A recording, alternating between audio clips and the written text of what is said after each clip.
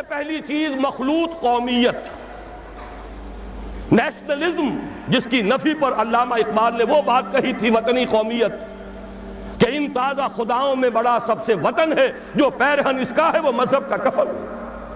میں افسوس کے ساتھ کہہ رہا ہوں، میں انسان مند ہوں قائد اعظم کا، انہی کی جد و جہد اور انہی کی قیادت کے نتیجے میں پاکستان قائم ہوا، لیکن ہم اسلاف پرست نہیں ہیں۔ اسلاف میں بھی اگر کوئی بات غلط ہوگی ہم اس کا اقرار کریں گے، ببانگ دہل اس کا اعلان کریں گے۔ اگر حضرت ابوبکر صدیق بھی یہ فرما سکتے تھے کہ اگر میں سیدھا رہوں تو تم پر میری اطاعت فرض ہے، اور اگر میں ٹیڑھا ہونے لگوں تو مجھے سیدھا کرنا فرض ہے، تو کسی دوسرے کا مقام اس سے بالا تر نہیں۔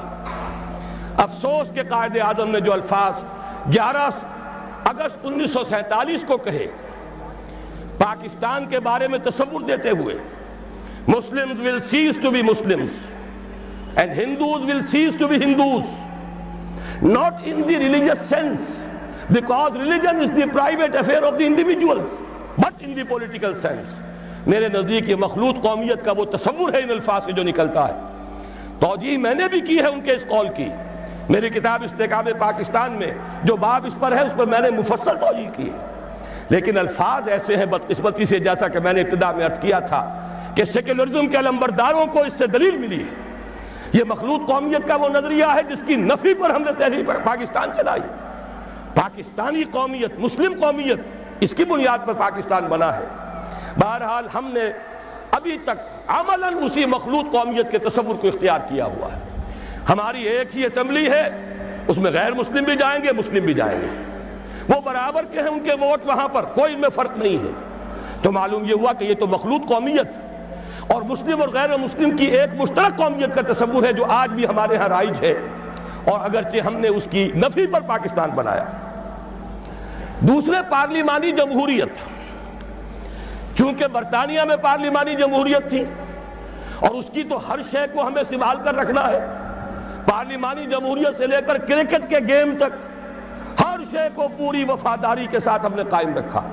شاہ ڈائنا کو بلایا تھا یہی دکھانے کے لیے کہ دیکھ لو، سرے منہ فرق نہیں آنے دیا ہم نے اس ملک میں، جیسا تم لوگ چھوڑ گئے تھے ویسا ہی آج قائم ہے۔ ہمارے یہاں اس پارلیمانی جمہوریت کو سمجھ لیا گیا ہے کہ شاید یہ منظم من اللہ ہے، اور تو کوئی راستہ ہے ہی نہیں، کوئی الٹرنیٹو ہے ہی نہیں، اس کو اصول موضوعہ بنا لیا گیا، اس لیے کہ اس نے ہمیں یہ پارلیمانی جمہوریت کا تصور دیا اور تھوڑی سی اس کی ہمیں تربیت بھی دے دی تھی۔ تیسری چیز، صوبوں کے نام اور اس کی حدود، معلوم ہوا کہ یہ تو شاید اللہ کے رسول نے معین کیے، معاذ اللہ، ان میں کوئی ادھر ادھر کا معاملہ نہیں ہو سکتا۔ سرائیکی صوبے کا نام لے لے تو کفر ہو گیا، کہیں کوئی اور صوبے کی تقسیم کی بات کرے تو ڈرتا ہے، کانپتا ہے۔ صوبوں کی سینکٹیٹی، صوبوں کا تقدس اور اس کی بنیاد پر عصبیت جو دن بدن گہری سے گہری ہوتی چلی جا رہی ہے، یہ بھی در حقیقت کس کے صوبے تھے؟ انگریز نے اپنی انتظامی مصلحت سے بنائے اور ہم نے جو کے تو قائم رکھے ہوئے۔ نئے ضلع وجود میں آ گئے، نئی کمشنریاں وجود میں آ گئیں، لیکن صوبوں کی حدود یہ تو مقدس گائے ہے، سیکریٹ کاؤ، سیکروسینکٹ، اس میں کہیں کوئی تبدیلی نہیں آ سکتی۔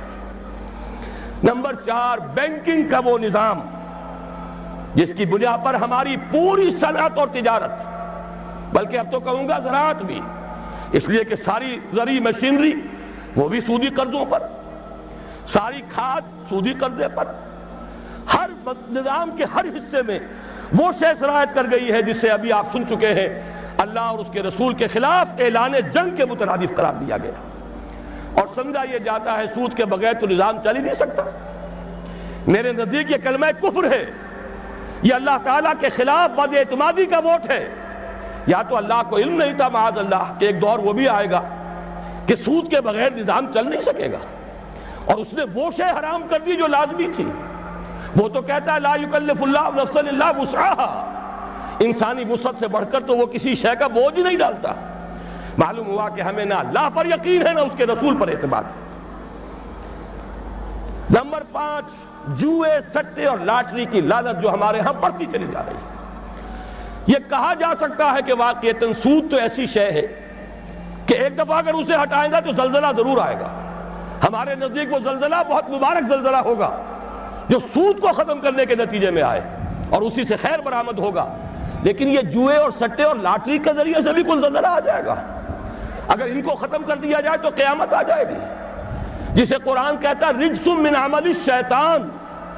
یہ ساری فارورڈ ٹریڈنگ، یہ ہمارے سارے سٹاک ایکسچینج اور یہ بڑی بڑی لاٹریز، کبھی فیٹمید ہے اور کبھی سیف گیمز کی ہے، جس کے کہ ٹکٹ یہاں بلیک میں بکتے ہیں، جس کی پبلسٹی اس پیمانے پر ہوتی ہے کہ جوئے کی اتنی ترغیب و تشویق شاید پوری انسانی تاریخ میں کبھی نہ ہوئی ہو۔ کیوں جاری ہے؟ اس لیے کہ انگریز چھوڑ گیا تھا۔ یہ سارے سٹاک ایکسچینج اس نے بنائے تھے، یہ لاٹریوں کا نظام اس نے دیا تھا۔ نمبر 6، جاگیرداری اور غیر حاضر زمینداری کا نظام جوں کا توں رکھا ہوا ہے۔ 2 دفعہ کی نام نہاد اصلاحات جنہوں نے کہ واقعتاً کوئی فرق واقع نہیں کیا۔ جاگیرداری جوں کی توں مسلط، غیر حاضر زمینداری جوں کی توں موجود، جبکہ واقعہ یہ ہے بھارت کم سے کم ہم سے اس معاملے میں پیش قدمی کر گیا۔ سرمایہ داری اور سود اور جوا اور سٹا اور رشوت، یہ ساری لعنتیں وہاں بھی ہیں جو یہاں ہیں، لیکن ایک قدم وہ اٹھا گیا تھا اور اسی کے نتیجے میں وہاں سیاسی توازن رہا، کم سے کم 40 برس تک سیاسی استحکام رہا، اور وہ تھا جاگیرداری کا خاتمہ۔ پہلے قدم اٹھایا۔ یہ ہمارے ہاں جاگیرداروں کا کھیل ہے، سیاست ان کا مشغلہ ہے، سیاست ان کا کاروبار ہے، اور وہی لوگ ہیں جو چھائے ہوئے ہیں۔ آج وہی انڈسٹریلسٹ بھی ہیں، انہی کی اولاد جو ہے، چاہے وہ سول سروسز ہوں اور بہت سے خود آرمی کے آفیسرز میں، وہ انہی کی نسلیں جو ہے وہ چلی آ رہی ہیں۔ اگر چاہیے کہ آرمی میں ہمارا کامن مین بھی کافی گیا ہے، یہاں قربانی دینے کا معاملہ ہوتا ہے، لیکن یہ کہ سول بیوروکریسی تو تقریباً پوری کی پوری انہی پر مشتمل ہے، اور یہ جاگیرداری جوں کی تو قائم ہے۔ 7ویں چیز، مخلوط معاشرت۔ مخلوط قومیت سے میں نے بات شروع کی تھی اور مخلوط معاشرت پر ختم کر رہا ہوں۔ شانہ بشانہ، قدم بقدم، اختلاط مرد و زن، ہر میدان میں برابر، کہیں نہ سطر رہا، نہ حجاب رہا، نہ پردہ رہا۔ میں نے تو پردہ ہندوستان میں دیکھا ہے جا کر، برقعے وہاں دیکھے ہیں، پاکستان میں تو اب برقع دیکھنے میں کہیں نظر نہیں آتا۔ میں نے حیدرآباد دکن میں دیکھا ہے، میرے 3 لیکچر ہوئے تھے حقیقت شرک کے موضوع پر مکہ مسجد میں، جس میں 5000 کے قریب مجھے بتایا گیا خواتین تھیں، 15000 مرد تھے، مسلسل 3 دن۔ یہ آج سے تقریباً 6 سال پہلے کی بات ہے، لیکن وہاں میں نے وہ جب جلسہ ختم ہوا ہے، ہر عورت کو دیکھا کہ وہ برقعے میں تھی، مکمل برقعے کے اندر۔ لیکن یہاں تو آپ کراچی میں جا کر دیکھیے، برقع نام کی کوئی شے نہیں، وہ تو آپ یوں سمجھیے کہ وہ معروف نہیں منکر بن گیا ہے، اب اس کے اوپر فکرے چست ہوتے ہیں۔ یہ مخلوط معاشرت جو ہے، جس کی وجہ سے کہ مغرب میں شرم و حیا کا دیوالہ نکلا، گھر کا سکون ختم ہو گیا۔ ان سے پوچھئے، روتے ہیں، ان کا گھر کا خون، فیملی لائف شٹر ہو چکی ہے، خاندان کا نظام درہم برہم ہو گیا، اولاد الٹی پھرتی ہے، میاں بیوی دونوں کام پر گئے ہوئے ہیں، شام کو تھکے ہوئے آئے ہیں، بچے اگر آ گئے اسکولوں سے واپس تو اب جو کچھ کر رہے ہیں کوئی ان کی دیکھ بھال کرنے والا نہیں۔ جو کچھ کریں گے بچے، وہ ٹین ایجرز ہوں یا ان سے بھی چھوٹے ہوں، جنہوں نے اکثر وقت جو ہے ٹیلی ویژن دیکھ کر گزارا ہو، وہ جو کچھ کریں گے اس کا قیاس آپ کر لیجئے، مجھے یہاں کہنے کی کوئی ضرورت نہیں۔ یہ آخری شے تو وہ ہے کہ جس میں واقعہ یہ ہے کہ انگریز جہاں ہمیں چھوڑ گیا تھا، اس میں ہم نے بہت ترقی کی ہے۔ اب تو ہم کہہ سکتے ہیں کہ ہماری معاشرت بالکل یورپ کے ہم پلہ معاشرت ہو چکی ہے۔ بڑے دقیانوس کچھ گھرانے ہوں گے جن کے ہاں پردہ بھی ہے، شرم و حیا بھی کسی شے کا نام ہے، اور عصمت و عفت بھی کوئی شے ہے۔ باقی یہ کہ اکثر و بیشتر ہمارا جو حال ہو چکا ہے، خصوصاً اونچے طبقات کا، معلوم ہوا کہ وہ تو اس معاشرت کے اندر ان سے بھی کہیں آگے نکل گئے۔